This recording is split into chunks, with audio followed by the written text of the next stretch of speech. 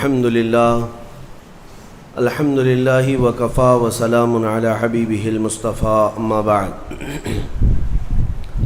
فاعوذ باللہ من الشیطان الرجیم بسم اللہ الرحمن الرحیم فإن تنازعتم في شيء فردوه إلى الله وإلى الرسول صدق الله مولانا العظيم وبلغنا رسوله النبي الأمين المتين المختار الكريم ونحن على ذلك من الشاهدين والشاكرين والحمد لله رب العالمين۔ بارگاہ رسالت مواب صلی اللہ تعالیٰ علیہ وسلم میں درود پاک کا ہدیہ پیش کریں۔ اللہم صلی علی سیدنا و مولانا محمد معدن الجود والکرم وآلہ واصحابہ الکرام وابنہ الکریم وبارک وسلم صلاة دائمة سرمدا ابدا۔ عزیزان گرامی وقار، رمضان المبارک کے بعد یہ پہلا جمعۃ المبارکہ ہے، اور اللہ تبارک و تعالیٰ نے یہ توفیق بخشی ہے کہ اس کی عبادت جس طرح رمضان المبارک میں کی جا رہی تھی، دوبارہ مسجدوں میں حاضر ہونے کی سعادت بخشی ہے۔ ہونا بھی یہی چاہیے کہ ہم لوگ رمضانی نمازی نہ بنیں، رمضانی عبادت گزار نہ بنیں، بلکہ ربانی عبادت گزار بنیں۔ رب تبارک و تعالی رمضان میں بھی ہے، رمضان کے بعد بھی ہے، اور سب سے بڑی بات یہ ہے کہ ہمارے اندر جب تک یہ اخلاص نہیں آئے گا وہ طاقت و قوت بھی نہیں آئے گی۔ آج جس چیز کی ہمیں سب سے زیادہ ضرورت ہے وہ ہے اخلاص۔ ہماری عبادتوں میں، ہماری ہر نیکی کے اندر اس کا ہونا بہت ضروری ہے۔ وَمَا أُمِرُوا إِلَّا لِيَعْبُدُوا اللَّهَ مُخْلِصِينَ لَهُ الدِّينَ۔ اللہ فرماتا ہے لوگوں کو حکم نہیں دیا گیا مگر یہ کہ وہ اللہ کی عبادت کریں تو خالص اسی کے لیے، خالص اس کے لیے کہ کسی اور کو شریک نہ کریں۔ حتیٰ کہ اگر آپ نماز پڑھ رہے ہیں اور آپ کو دل میں یہ احساس ہونے لگے کہ اتنے لوگ مجھے دیکھ رہے ہیں تو میں سیدھا ہو جاؤں نماز پڑھنے کے لیے، تو اگر لوگوں کے دکھاوے یا ریاکاری کی نیت آئی تو اس کو شرک خفی کہا گیا ہے۔ یہ چھوٹا شرک ہے، چھپا ہوا شرک ہے، عام گناہ کی بات نہیں، شرک کی بات کر رہا ہوں، کیونکہ خالص اللہ تعالیٰ کے لیے جو عبادت ہونی تھی اس میں تم نے دوسروں کو بھی شریک کر لیا ہے۔ دوسروں کی رضا، دوسروں کے خیال، دوسروں کی مرضی، یہ ایک ایسا مرض ہے جس نے ہمیں پکڑ رکھا ہے۔ آج لوگ کیا بولیں گے، لوگ کیا کہیں گے، اسی مرض میں پوری زندگی گزر جاتی ہے۔ ڈھنگ کے طریقے اپنا نہیں پاتا ہمارا نوجوان صرف اسی بات پر کہ لوگ کیا بولیں گے۔ ٹوپی پہننے میں شرم آتی ہے کہ لوگ کیا بولیں گے، داڑھی رکھنے میں شرم آتی ہے لوگ کیا بولیں گے۔ لوگ کچھ نہیں بولیں گے، جب تم مرو گے تو صرف انا للہ بولیں گے اور کچھ نہیں، انا للہ و انا الیہ راجعون۔ اس کے علاوہ کیا کہیں گے آپ کے مرنے کے وقت؟ میرے عزیزوں، لوگوں کے احوال اور ان کے کوائف الگ الگ ہیں۔ تم اگر لوگوں کے لیے جیتے رہو گے تو کبھی قرار و سکون نہیں آ سکتا۔ اسی لیے صحابہ اکرام رضوان اللہ تعالیٰ علیہم اجمعین علی الاعلان یہ کہتے تھے۔ حضرت خبیب ابن عدی جب پھانسی پر چڑھائے گئے، سولی دی جا رہی تھی اور انہیں مکہ والے پتھر مار رہے تھے، تب انہوں نے اعلاناً یہ کہا تھا کہ مجھے اس بات کی پرواہ نہیں کہ لوگ مجھے کیا کیا گالیاں دے رہے ہیں، مجھے اس بات کی پرواہ نہیں کہ تم میرے ہاتھ کاٹ رہے ہو، ناک کاٹ رہے ہو، کان کاٹ رہے ہو اور گلا کاٹنے والے ہو، مجھے اس بات کی پرواہ نہیں، لیکن مجھے اس بات پر فخر ہے کہ میں مر رہا ہوں تو اللہ کی رضا میں مر رہا ہوں۔ میں اگر دنیا سے جا رہا ہوں تو حالت اسلام میں جا رہا ہوں، اس بات کا مجھے فخر ہے۔ عزیزان گرامی وقار، اسی بات کی آج ضرورت ہے کہ آپ کیا پہن رہے ہیں، کیا کھا رہے ہیں، کس طرح چل رہے ہیں، کس طرح بیٹھ رہے ہیں، یہ لوگوں کے لیے نہیں ہے، ہماری زندگی کے طور طریقے جو کچھ بھی ہونے چاہیے وہ اللہ اور اس کے رسول کے لیے۔ ایک حدیث میں آپ کو بتاتا ہوں جس کا آخری والا حصہ گفتگو کا اصل مقصد ہے۔ ایک بار رسول پاک صلی اللہ تعالیٰ علیہ وسلم مجلس میں بیٹھے ہیں صحابہ کے، ایک اجنبی شخص آیا، مجلس میں آیا، آ کر کے سیدھے حضور پاک صلی اللہ علیہ وسلم کے قریب بیٹھ گیا، اتنا قریب کہ اپنے گھٹنے حضور کے گھٹنے سے لگا لیا، قریب سے قریب ہو کر بیٹھا۔ صحابہ کرام اور بھی مجلس میں تھے، سب دیکھ رہے تھے، اور وہ اجنبی جو شخص آیا تھا اس کو کوئی بھی پہچانتا نہیں تھا۔ اس نے آتے ہی سوالات کرنا شروع کیا۔ سب سے پہلے اس نے پوچھا مل ایمان، ایمان کسے کہتے ہیں؟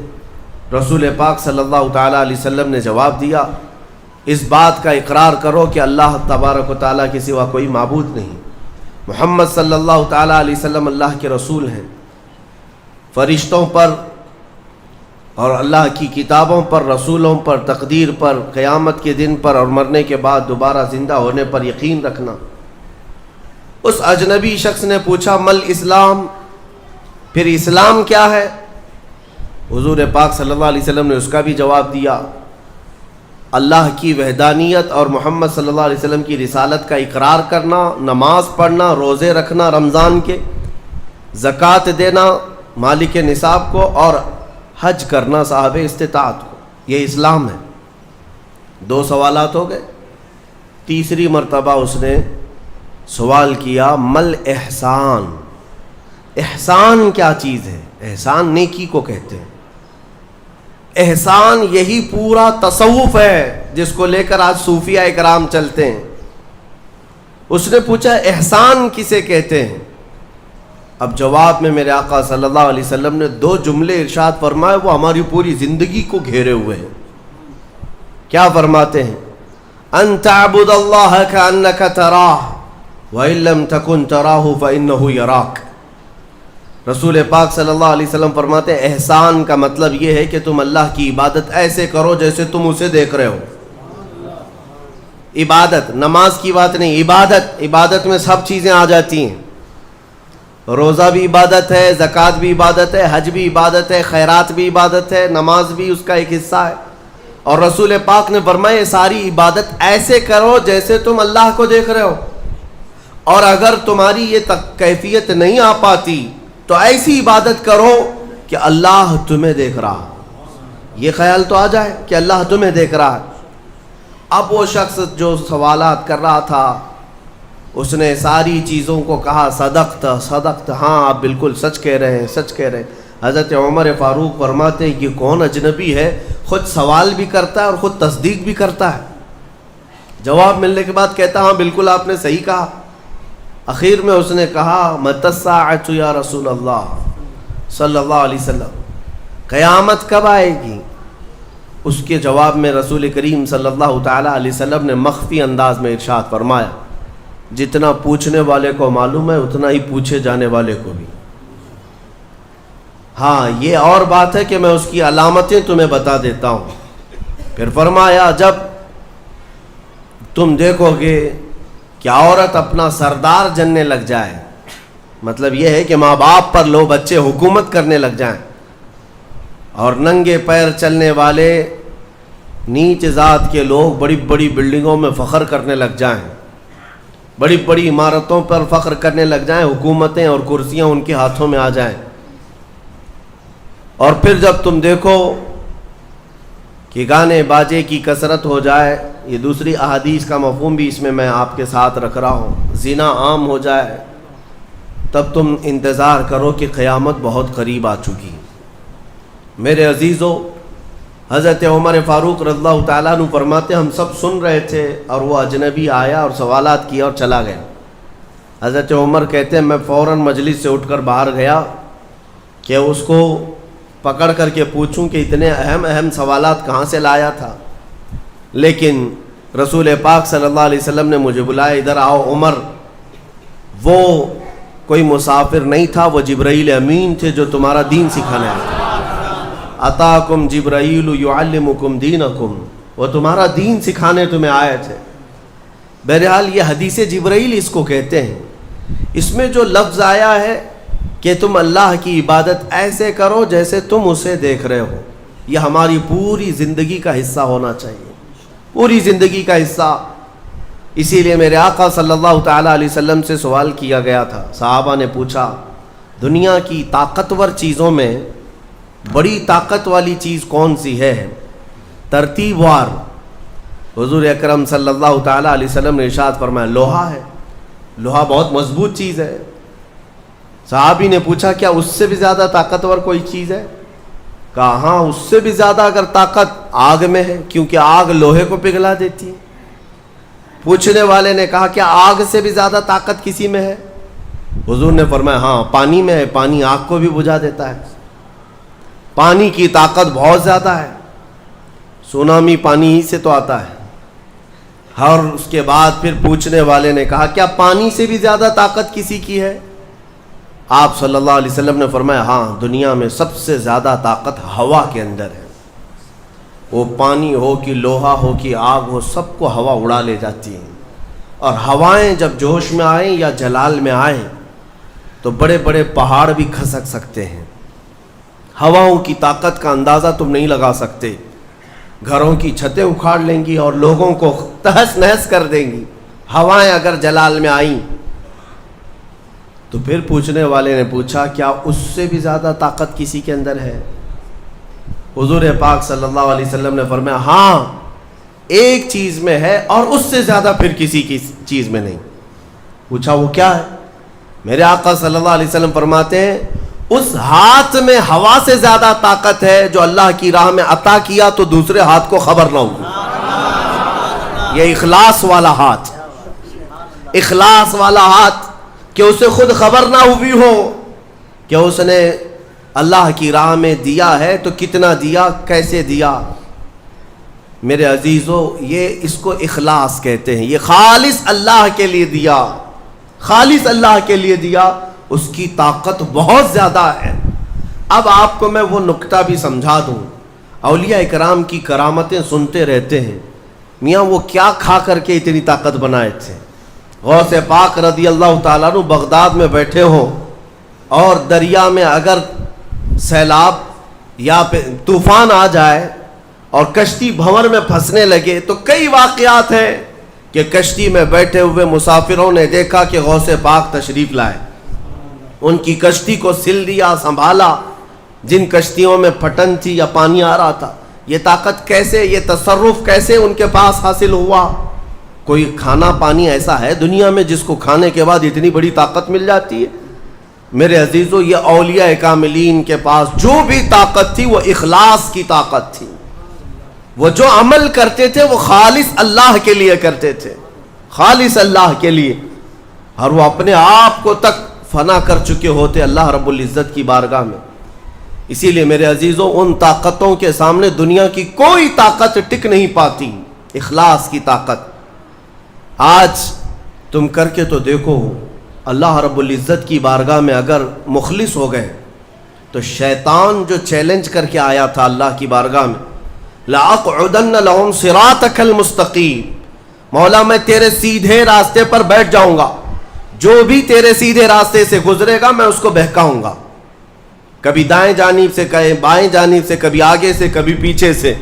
قرآن کی آیت میں بتا رہا ہوں آپ کو، 8ویں پارے میں اللہ نے فرمایا، شیطان یہ چیلنج کیا اللہ سے، قیامت تک تو مجھے مہلت دے دے، میں تیرے بندوں کو بہکاؤں گا۔ اور پھر اللہ تبارک و تعالیٰ سے وہ کہتا ہے کہ ان سب کو سیدھے راستے سے میں ہٹاؤں گا، لیکن شیطان نے آخر میں ایک جملہ یہ بھی کہا، مولا یہ جتنے بھی سیدھے راستے پر چلیں گے ان کو بہکا تو دوں گا، الا عبادک منہم المخلصین، مگر تیرے وہ بندے جو اخلاص کے ساتھ تیری عبادت کرتے ہیں ان پر میرا داؤ نہیں چل سکے گا، میں انہیں نہیں بہکا سکوں گا۔ اب اندازہ کرو کہ شیطان جس کے پاس ساری طاقتیں آ جاتی ہیں باطل طریقے سے وقتی طور پر، وہ عاجز آ گیا تو پھر دنیا کی یہ چھوٹی موٹی طاقتیں تمہارا کیا بگاڑ لیں گی؟ اگر اخلاص تمہارے اندر آ جائے، خلوص کی دولت آ جائے، دنیا میں جو کچھ بھی کر رہے ہو سب دکھاوے کے لیے نہیں ہے۔ کچھ عبادتیں ایسی ہیں جو تمہارے ساتھ راز رہے تمہارے اور تمہارے پروردگار کے بیچ. ہر بات کی تشہیر کرنا ضروری نہیں ہوتا کہ لوگوں کی مدد آپ نے کیا تو پیپر میں چھاپ دیا، اور آپ کوئی نیکی کر رہے ہیں تو ضروری نہیں ہوتا کہ ہر چیز کی تشہیر کی جائے. ہاں، کچھ چیزوں میں حکمت اور مصلحت ہو سکتی ہے کہ لوگوں کو نیکی کی طرف بلانے کے لیے اعلان کیا گیا ہو، لیکن ہر چیز میں نہیں. عزیزان گرامی وقار، اخلاص جب کسی کے پاس ہو تو ایک اور حدیث میں آپ کو بتا دوں، بندے جو عبادت کرتے ہیں نا یہاں پر دنیا میں بھی، سب کا کچھ نہ کچھ ایک غرض ہے، کچھ نہ کچھ ایک مقصد ہے. آپ نماز کے لیے آئے ہیں یا نیکیاں کر رہے ہیں یا گناہوں سے بچ رہے ہیں تو کوئی تو غرض ہوگی. ہاں، دو میں سے ایک چیز ہوگی، جہنم کا خوف ہوگا، اللہ کے عذابات سے ڈر لگتا ہوگا اس لیے نماز پڑھ لیتے ہیں، پوری اپنی صحیح کر لیتے ہیں، یا تو پھر جنت کی نعمتوں کا شوق ہوگا کہ جنت میں جانا ہے، صحابہ تابعین اولیاء کاملین کے پڑوس میں رہنا ہے. یا تو شوق ہے یا تو ڈر ہے، اور یہ دونوں چیزیں بندے کو عبادت کرواتی ہیں. قیامت کے دن کے متعلق حدیث میں ملتا ہے، جب بخشے گئے ہوئے لوگ جن کو جنت بھیجا جا رہا ہے، جنتیوں کی بات کر رہا ہوں عام کی نہیں، تو اس میں 3 کیٹیگری ہوں گی. ایک جماعت ہوگی جن سے اللہ تعالیٰ فرمائے گا کہ اے بندو، تمہارے اوپر آج جنت کھول دی گئی، تم بخش دیے گئے ہو، تم عبادت کرتے تھے دنیا میں، بتاؤ کیوں کرتے تھے؟ وہ بندے کہیں گے کہ مولا تیری جہنم سے بڑا ڈر لگتا تھا، اس کے عذابات کا خوف تھا، اس لیے ہم عبادت کرتے تھے. رب تعالیٰ فرماتا ہے کہ جس چیز سے تم ڈرتے تھے میں نے آج بچا لیا، جاؤ میری جنت میں. ان کو جنت بھیج دیا جائے. دوسری ایک جماعت، ان سے رب تبارک و تعالیٰ پوچھے گا تم کیوں عبادت کرتے تھے؟ تم بھی جنت کے مستحق ہو گئے ہو، آج بخشے گئے ہو. وہ لوگ کہیں گے کہ مولا ہمیں تیری جنت کی نعمتیں سننے کے بعد اس قدر شوق تھا کہ ہم وہ نعمتیں حاصل کرنے کے لیے دن رات عبادت کیے، ذکر کیے، تسبیح پڑھے، اور آج کامیاب ہوئے. رب تعالیٰ فرماتا ہے میری جنت کی خواہش کرنا بھی نیکی ہے، جاؤ میں تمہیں جنت دیتا ہوں. وہ بھی جنت میں چلے گئے. تیسری جماعت تھی، ان سے پوچھا جائے گا تم کیوں عبادت کرتے تھے؟ تم بھی آج جنت کے مستحق ہو گئے.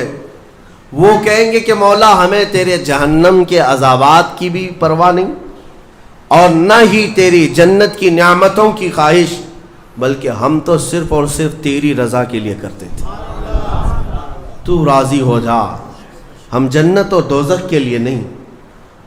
تو رب تبارک و تعالیٰ فرماتا ہے کہ یہ میرے مخلص بندے ہیں، خالص پیور اللہ کے لیے کرتے تھے. رب تعالیٰ فرماتا ہے جاؤ میں تم سے راضی ہو گیا، تم بھی جنت میں. جنت میں جانے کا حکم دے دیا جائے، لیکن فرمایا گیا وہ جماعت رک جائے گی، وہ کہیں گے نہیں ہم جنت میں نہیں جائیں گے. ایسا بھی کوئی ہے؟ وہ کہیں گے کہ مولا اگر ہم جنت میں جائیں گے تو اندر جو جنتی ہیں وہ ہمیں تانا ماریں گے، تم بھی جنت کے لیے کرتے تھے اور بولے کچھ اور ہو، بدلہ تو تم نے بھی لے لیا عبادتوں کا، ہمیں اپنی عبادتوں کا بدلہ نہیں چاہیے. رب تبارک و تعالیٰ فرماتا ہے میری رضا یہی ہے کہ تم جنت میں چلے جاؤ، میں تم سے راضی ہو گیا. وہ پھر رکے رہیں گے کہ مولا ہم نے جنت کے لیے نہیں تیری رضا کے لیے کیا ہے. پھر حکم ہوگا فرشتوں کو کہ ان کے ہاتھوں اور پیروں میں بیڑیاں باندھو اور کھینچ کے جنت میں لے جاؤ. وہ ایک جماعت ایسی ہے. یہ کون لوگ ہیں؟ جو مخلصین ہیں، خالصتاً اللہ کے لیے عبادت کرتے تھے. عزیزان گرامی وقار، جو اللہ رب العزت کے لیے کرنے والے لوگ ہیں، اللہ تعالیٰ ان کو ہمیشہ ذلت اور رسوائی سے محفوظ رکھتا ہے. اخلاص. بنی اسرائیل میں ایک خاتون تھی اور اس کا بڑا گھرانہ تھا. اس کا باپ جو تھا وہ بڑا کنجوس اور بخیل آدمی، بڑے پیسے والا. ایک دن ایسا ہوا کہ یہ جو لڑکی تھی، جوان لڑکی، اس نے باہر ایک فقیر کو دیکھا جو بڑا مجبور تھا، ضرورت مند تھا. اس کو اٹھا کر کے اچھی خاصی دولت اپنے باپ کی دے دی. اور باپ کو پتہ چلا تو اتنا غصے میں آیا کہ میں پھوٹی کوڑی نہیں دیتا اور تو اتنی بڑی دولت اٹھا کر دے دی، اور غصے میں اپنی بیٹی کا ہاتھ کاٹ دیا، اس کا ہاتھ کٹ گیا۔ غصے میں تھا، باپ بخیل تھا، ہاتھ کاٹ دیا۔ بہرحال کٹے ہوئے ہاتھ کے ساتھ وہ رہنے لگی، تھی اللہ رب العزت کی رضا چاہنے والی۔ کئی دن تک اسی طرح گزر گئے۔ اب باپ بڑے پیسے والا تھا اس زمانے میں، وہ ہاتھ چھپا کر کے رہی۔ پھر اس کا رشتہ آیا ایک بہت بڑے خاندان سے، اور بڑے خاندان کا جو شہزادہ تھا اس نے پسند کر لیا۔ شادی کی ڈیٹ قریب آئی، ان لوگوں نے ہاتھ نہیں دیکھا، بس چہرہ اور باقی ساری چیزیں دیکھی، اور انہوں نے بھی چھپا رکھا کہ ہاتھ نہیں ہے۔ کٹے ہوئے ہاتھ کے ساتھ کون شادی کرے گا؟ بہرحال شادی ہو گئی۔ شادی ہونے کے بعد وہ گھر رخصت ہو گئی، اپنے نئے دولہے کے ساتھ وہ اپنے گھر پر بیٹھی ہے دسترخوان پر۔ وہ بائیں ہاتھ سے کھایا کرتی تھی، ایک ہاتھ تو کٹا ہوا تھا، چھپا کر کے رکھتی تھی۔ دسترخوان پر جب بیٹھی، اس کا نیا دولہا ہے، اس کے گھر والے، کھانے کے وقت اب ہاتھ نکالنے کی باری آ گئی۔ وہ بائیں ہاتھ سے کھا رہی تھی تو اس کے شوہر نے کہا کہ کیا سیدھے ہاتھ سے نہیں کھا سکتی؟ سیدھے ہاتھ سے کیوں نہیں کھا سکتی؟ اب اس کے رشتے کے ٹوٹنے کا وقت آ گیا تھا۔ اگر پتہ چلے تو دھوکہ کیا ہے، کٹے ہوئے ہاتھ کے ساتھ ہمارے ساتھ نکاح ہوا ہے۔ اس کے آنکھوں میں آنسو آئے، وہ ہاتھ اپنے کپڑے کے اندر ہی چھپائی رہی۔ اچانک اسے غیب سے ایک آواز آئی، اے میری بندی ہاتھ نکال۔ اس نے اپنے دوپٹے کے اندر سے ہاتھ نکالا تو سیدھا ہاتھ پورا صحیح سلامت تھا۔ پھر وہ زمانہ موسیٰ علیہ السلام کا تھا، ان کی بارگاہ میں حاضری دے کر اس نے اپنا یہ واقعہ سنایا۔ سیدنا موسیٰ کلیم اللہ فرمانے لگے، مولا نے مجھے یہ وحی دے کر بھیجا اور ارشاد فرمایا کہ اے موسیٰ، ہم اس ہاتھ کو شرمندہ نہیں ہونے دینا چاہتے جو ہاتھ میری بارگاہ میں اخلاص سے اٹھاؤ۔ میرے عزیزو، یہ اخلاص کی دولت ہے۔ جو خالصتاً اللہ کے لیے کچھ کیا ہو، مولا اسے کبھی ذلیل نہیں ہونے دے گا، اسے بے عزت نہیں ہونے دے گا۔ اسی لیے کچھ کام ایسے کر جاؤ جو خالصتاً اللہ کے لیے ہو۔ رب تبارک و تعالیٰ کے لیے اب تک کیا کیا ہے اس کا بھی آپ کے پاس کچھ تو ہونا چاہیے۔ اگر اپنی زندگی میں آپ احتساب کریں، اپنا ہی محاسبہ کریں کہ میں جوانی سے لے کر اب تک جتنے کام کیا ہوں، کوئی کام ایسا ہے جو خالص اللہ کے لیے کیا ہو؟ رسول پاک صلی اللہ تعالیٰ علیہ وسلم کی ایک حدیث میں آپ کے سامنے عرض کرتا ہوں، اخلاص میں کتنی طاقت ہے وہ بتاتا ہوں۔ حضور اکرم صلی اللہ علیہ وسلم فرماتے ہیں، صحیح حدیث ہے یہ، 3 لوگ سفر پر تھے، 3 دوست تھے، یہ تینوں سفر پر تھے اور یہ پہاڑوں کے راستے سے جا رہے تھے۔ ایک پہاڑ کے غار میں ان لوگوں نے پناہ لینے کے لیے تھوڑی دیر آرام کیا اور بارشیں شروع ہو گئیں، طوفانی بارش، اور ایسی بارشیں آئی کہ پہاڑ کے پتھر کھسکنے لگے اور ایک بہت بڑی چٹان کھسک کر کے یہ غار کے منہ پر آ کر گر گئی۔ غار بند اور یہ اندر 3 بیٹھے ہوئے ہیں، ہاتھ کے ہلانے سے تو پتھر جانے والا نہیں، ایک بڑی چٹان گر کر کے بند ہو چکی، ان کی قبر وہیں بننے والی۔ 3 لوگ ہلا کر کے کیا ہٹا سکتے تھے؟ اب تینوں لوگوں نے کیا کیا؟ میرے آقا صلی اللہ علیہ وسلم فرماتے ہیں تینوں رونے لگے کہ اب ہماری موت یہیں پر ہونے والی ہے، ختم ہے، لیکن اس سے پہلے چلو اللہ کی بارگاہ میں اپنی زندگی کی کوئی ایسی چیز ہو جو تم نے خالص اس کے لیے کیا تھا، اس نیکی کو وسیلہ بنا کر کے دعا کرتے ہیں، دیکھتے ہیں پتھر ہٹتا ہے کیا۔ تو تینوں نے اپنی اپنی زندگی کی ایک ایک چیزیں شمار کرنا شروع کیا۔ توجہ چاہتا ہوں، پہلے ایک بندہ سجدے میں گرتا ہے اور عرض کرتا ہے، مولا تو جانتا ہے میری ایک بوڑھی ماں تھی، ماں کی خدمت بہت کیا کرتا تھا، ماں کی بہت تعظیم کرتا تھا۔ ایک دن رات کو جب میں گھر پہنچا تو میرے پاس صرف 1 روٹی تھی اور تھوڑا سا دودھ تھا۔ میرے گھر کے کئی بچے تھے، بچے بھی بھوکے تھے لیکن میری ماں بوڑھی تھی، تو میں جب بھی گھر رات کو پہنچتا پہلے اپنی ماں کو کھلاتا، اس کے بعد اپنے بچوں کو کھانا دیتا۔ اس دن ایسا ہوا کہ میرے پاس صرف ایک روٹی اور تھوڑا سا دودھ تھا، ماں بھی بھوکی تھی اور بچے بھی۔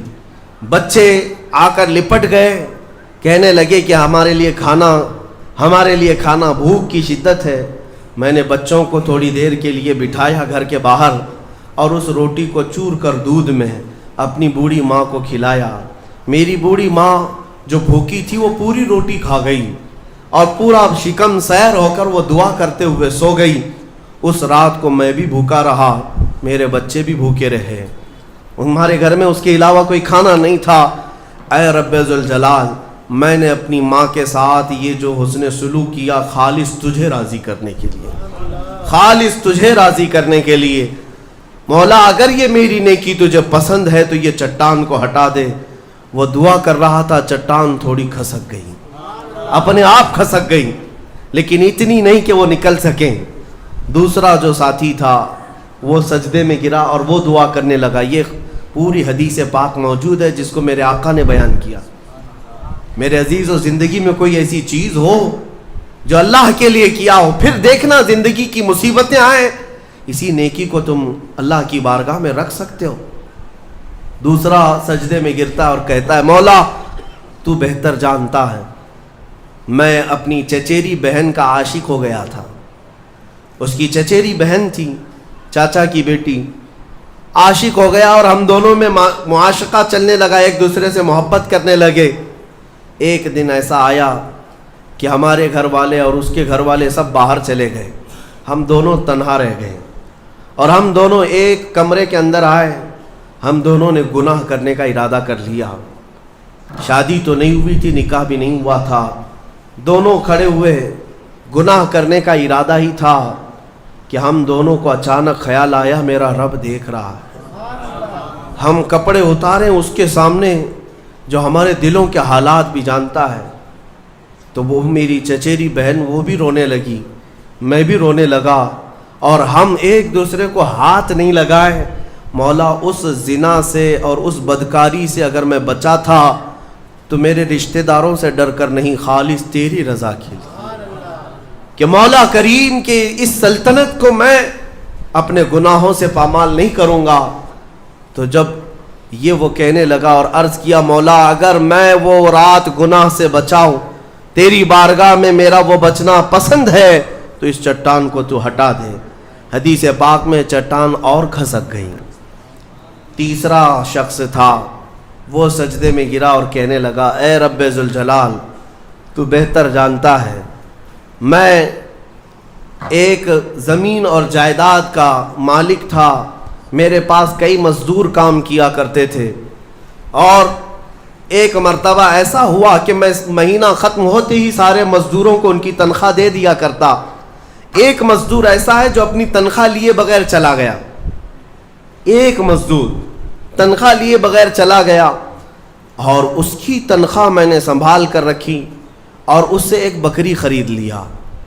میاں لوگ تو کسی کی سیلری ہو دبا کر کے کھا جائیں گے، اور یہ حدیث پاک میں جس کے لیے کہا جا رہا ہے وہ بندہ کہتا ہے میں اس کی پوری تنخواہ سے ایک بکری خرید لیا، بکری کو پالنے لگا، وہ مزدور آیا نہیں، وہ مزدور چلا گیا، مہینوں چلا گیا، بکری کو میں پالتا رہا، بکری نے بچے دی، بچوں کے بچے ہوئے، بچوں کے بچے ہوئے۔ اے رب ذوالجلال، تو نے اتنی برکت دی کہ اس ایک بکری سے ایک پورا میدان، کئی ہزار بکریاں بھر گئی، کئی ہزار بکریاں کئی سالوں کے اندر۔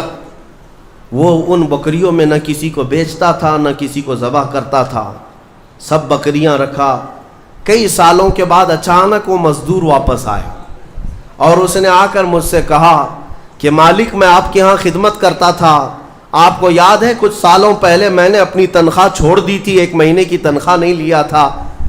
تو میں نے اس سے کہا کہ ہاں مجھے اچھی طرح سے یاد ہے، اور اس کا ہاتھ پکڑ کر کے ان بکریوں کے ریوڑ کے پاس لے گیا اور کہا یہ تیری تنخواہ ہے، یہ پوری تیری تنخواہ ہے۔ اس نے کہا میرے ساتھ کیا مذاق کر رہے ہو مالک، میری تنخواہ اتنی ہے کہ اس زمانے میں ایک بکری بھی نہیں آ سکتی۔ اس نے کہا ہاں بالکل تو صحیح کہہ رہا ہے، لیکن اس زمانے میں ایک بکری خرید لی میں نے، اور اسی بکری سے اللہ نے اتنی برکت دی, اس میں میرا ایک بھی حصہ نہیں, تیری ان بکریوں کا دودھ تک میں نے نہیں پیا, صرف اور صرف تیرے انتظار میں, اور یہ ساری بکریاں تو لے جا. اور وہ مزدور خوشی خوشی اپنے پورے ریوڑ کو, آج کے زمانے کے وہ کئی لاکھوں کی بکریاں ہوں گی, وہ مزدور لے گیا. اب یہ بندہ کہتا ہے اے رب ذوالجلال, میں نے یہ امانت اگر سنبھالی تھی تو خالص تیری رضا کے لیے, مولا صرف تجھے راضی کرنے کے لیے, ورنہ پیسے کھا جاتا تو کون کیا کر لیتا, وہ مزدور کون سا وصول کر لیتا, کہتا نہیں مجھے یاد نہیں, اب میں پہچانتا بھی نہیں. نہیں مولا, میں نے تیری رضا کے لیے کام کیا, اگر تجھے یہ پسند ہے تو یہ چٹان ہٹا دے. حدیث پاک میں ہے اس نے جیسی یہ دعا کیا پوری چٹان ہٹ گئی, پوری چٹان کھسک کر ختم ہو گئی, ان کا راستہ صاف ہوا. پتہ یہ چلا, حدیث پاک کا یہ مفہوم ہے. میرے عزیزوں, میں اب آپ کے سامنے عرض کرتا ہوں, ایسی بڑی بڑی چٹانیں آج بھی ہم پر گر رہی ہیں, مصیبتوں کی چٹانیں, ظلم کی چٹانیں, لوگوں کے تان و تشنی اور لوگوں کی گالی گلوچ کی چٹانیں. ان چٹانوں کو کھسکانے کے لیے تمہارے پاس اخلاص والی کوئی نیکی موجود ہے؟ رب تبارک و تعالیٰ کی بارگاہ میں کبھی یوں عرض کرتے کہ مولا میں نے خالصتاً ایک رات تیرے لیے کھڑے ہو کر پکارا تھا جب سب لوگ سو رہے تھے, میں صرف تجھے راضی کرنے کے لیے عبادت کیا. مولا اگر تو راضی ہے تو ان فلسطین کے بچوں پر رحم کر دے. ہمارے پاس ایسی کوئی چیز ہے جو ہم عرض کر سکیں؟ آج دعائیں کہاں نہیں ہو رہی ہیں؟ دعائیں سب جگہ ہو رہی ہیں, اجتماعی دعائیں ہو رہی ہیں, ہر خطبے میں, ہر نماز میں, ہر جگہ دعائیں ہوتی ہیں. لیکن میرے عزیزو, شاید وہ اخلاص سے خالی ہو گئے ہیں.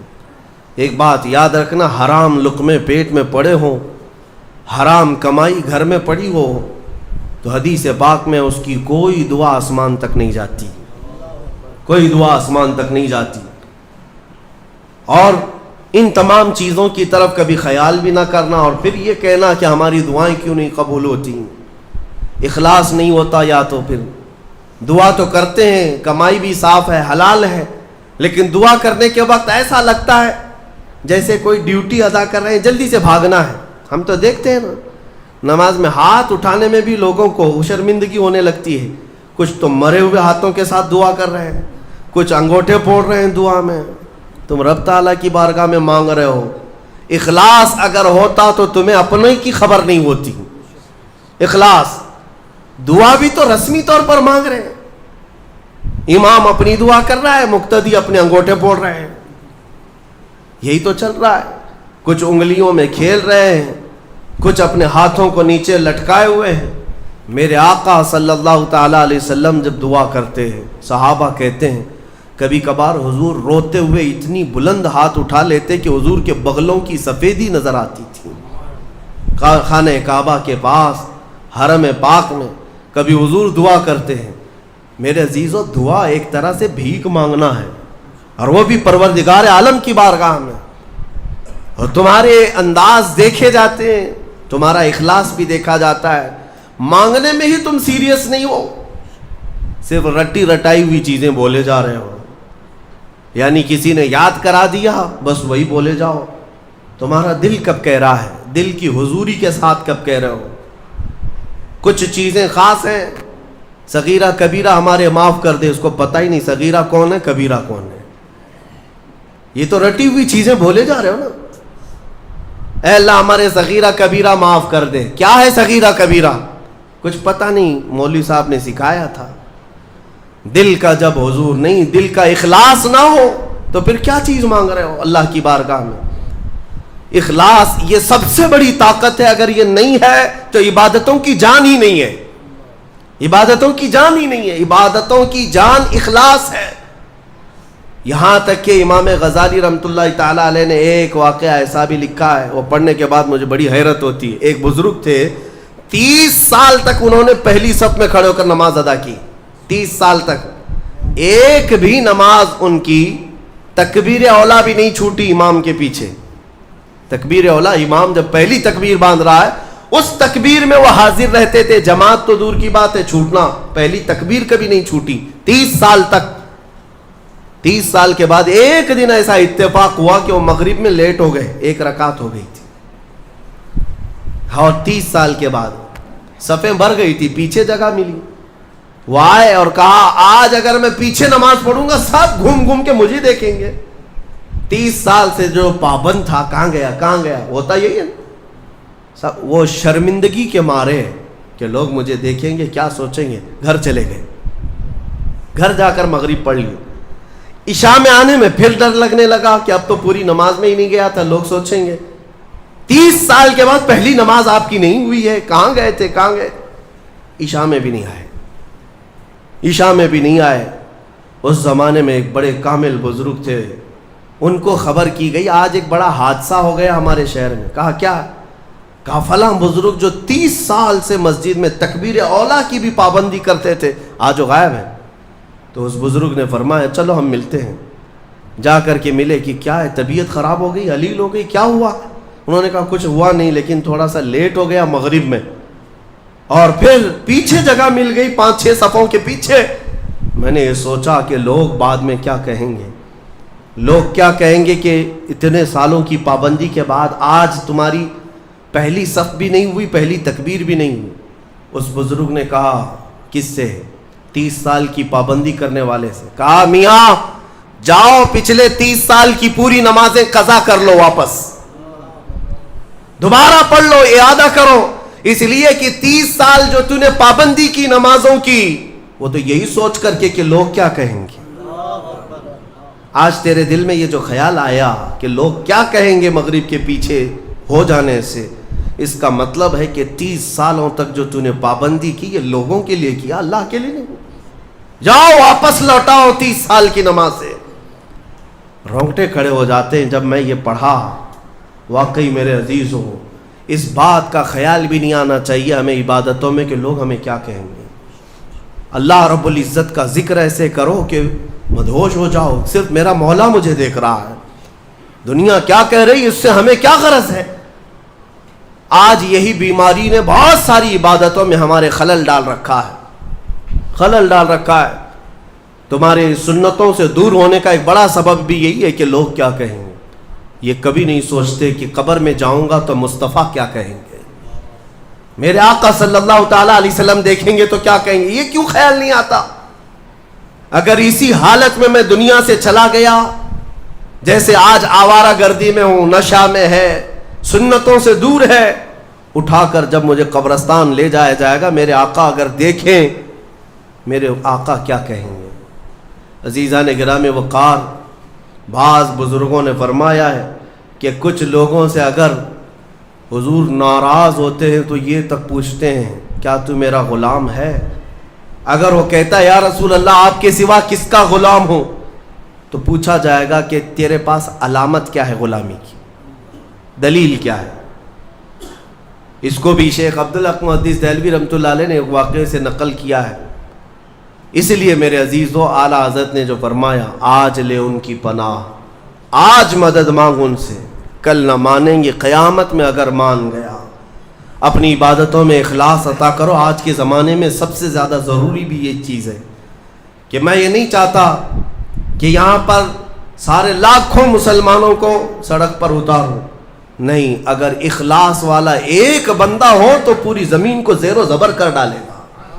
انقلاب ایک سے آتا ہے، ایک بھی کافی ہے اگر اخلاص والا ہو، ورنہ پھر کثرت سے کچھ ہونا نہیں ہے. آج جس طرح کی آزمائشوں کے تم شکار ہو، ان میں بھی ضرورت اسی بات کی ہے کہ تمہارے اندر اخلاص آ جائے، تمہیں کوئی ڈرا کر کے عبادت نہ کرائے. اور میں تو شروع سے کہتا بھی تھا، آج کئی جگہوں پر بچوں کی بھی تربیت کے لیے مدرسوں میں بھی، شاید آج سے 10 سال پہلے ہی حافظ صاحب سے بھی جانتے ہوں گے، کیمرے لگائے جاتے ہیں کہ بچے کچھ غلط نہ کریں. ٹھیک ہے، نگرانی کے لیے جہاں تک ہے میں اس کا مخالف نہیں ہوں، لیکن ان کے دلوں میں اس بات کا اگر خوف ہے کہ استاد دیکھ رہے ہیں، مجھے جلدی نماز کے لیے جانا ہے، ایک نہ ایک دن تو کیمرہ بند ہوگا، کیمرے کے باہر بھی تو آئے گا، اس دن کیا کرے گا؟ اپنی اصلیت پر آ جائے گا. یہاں کوئی کیمرہ نہیں ہے, آزاد رہو, کھل کر کے رہو. مطلب یہ ہے کہ تم اس کو کیمرے کا عبادت گزار بنائے, اللہ کا نہیں. تربیت وہ ہونی چاہیے جو محبوب الہی نے فرمایا.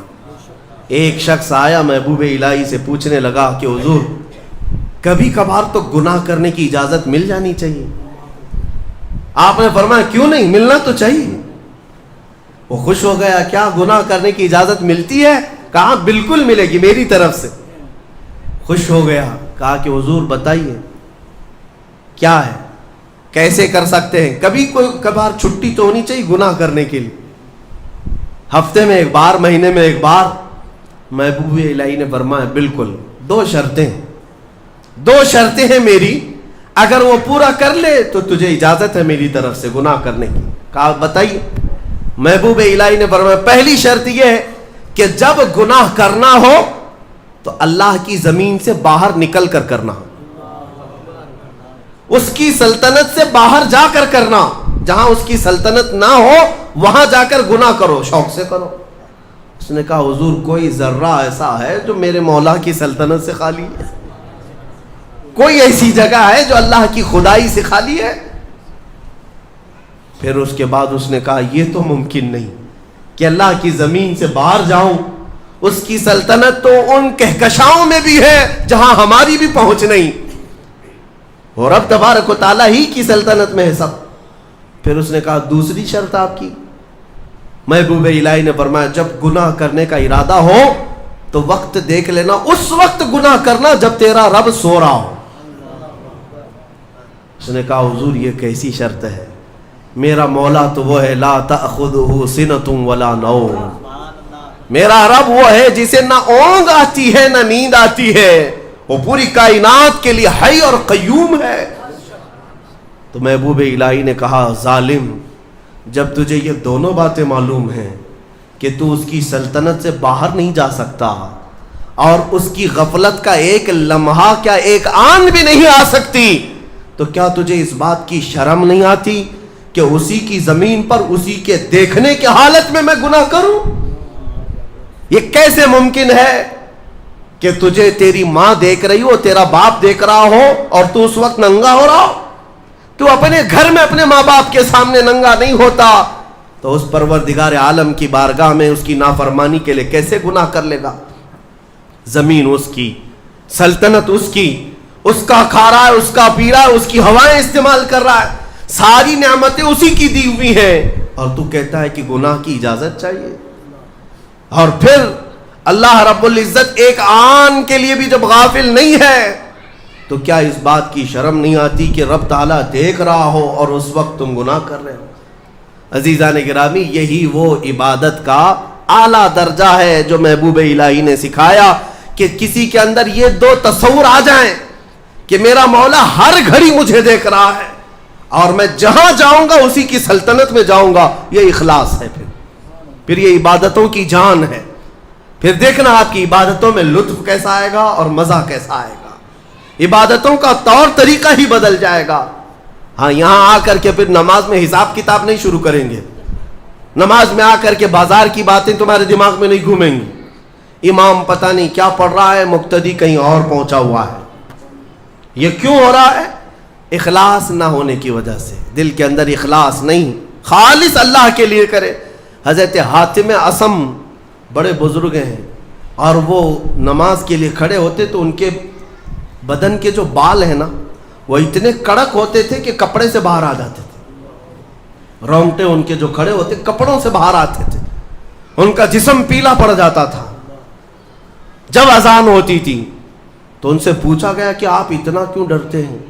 کہتے ہیں دنیا والے بادشاہ اگر طلب کے لیے بلا لے تو ڈر ڈر کر کے جاتے ہیں کہ میرا کیا حساب ہونے والا ہے, اور وہ شہنشاہ اعظم جب بلا رہا ہے تو میرا دل خوف سے لرز جاتا ہے کہ اب میرے ساتھ کیا ہونے والا ہے.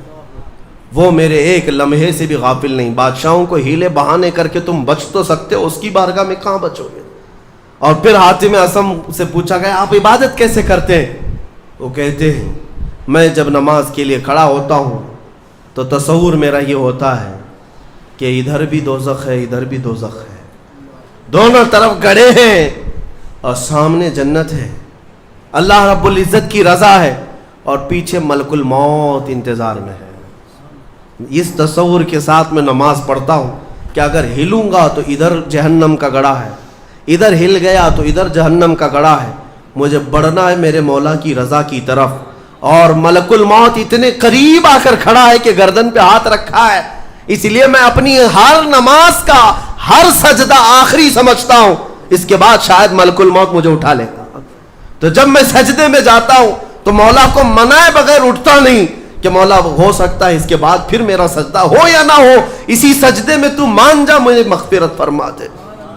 یہ نمازوں کا بھی طریقہ ہے، یہی اخلاص ہے۔ اللہ کریم ان سب کی حفاظت فرمائے، ہمارے اس شہر میں امن و امان عطا فرمائے، ہم سب کو محبتوں اور الفتوں کے ساتھ زندگی عطا فرمائے، ظالموں کے شر سے مولا ہمیشہ ہماری حفاظت فرمائے۔ وآخر دعوانا ان الحمد للہ رب العالمین۔